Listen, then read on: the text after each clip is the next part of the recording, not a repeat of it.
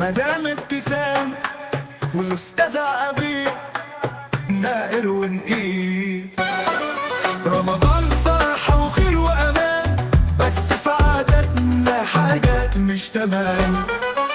تعالوا نصلح مننا ونعيش رمضان بالسلام.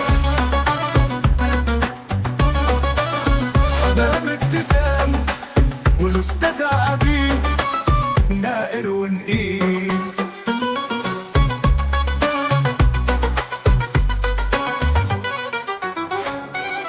اسمعي بس. الو باين الشبكة بتقطع. ايوه يا ام محمود، بقولك انا خزنت كل حاجة من دلوقتي. جبت 15 كيلو بصل وتوم، ده غير ان الفريزر هيفرقع من الخضار. يا اختي، الخضار هيغلى في رمضان وانا احب ابقى جاهزة من بدري. يا اختي قومي كده شدي حيلك والحقي خزاني. ده أنا حتى هجيب فراولة وبرتقان وأفرزهم، يمكن أعمل كنافة بالفراولة أطيب بالبرتقان وتبقى ترند الموسم. يا سلام يا سلام عليكي يا ابتسام.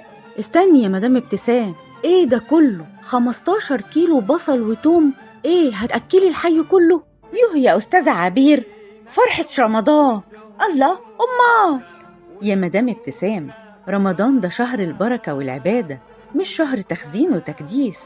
كمان بقى الخضار والفاكهة الطازة أحلى وفايدتهم أكتر بكتير. وبدل ما تخزني كميات كبيرة، هاتي اللي يكفيكي ويقضيكي كل كام يوم عشان ما يبقاش فيه إسراف. كمان الخضار المجمد بيفقد طعمه وقيمته الغذائية. وبعدين يا ست الكل، 15 كيلو بصل وتوم ليه؟ احنا داخلين على مجاعة ولا على رمضان؟ والنبي كلامك صح.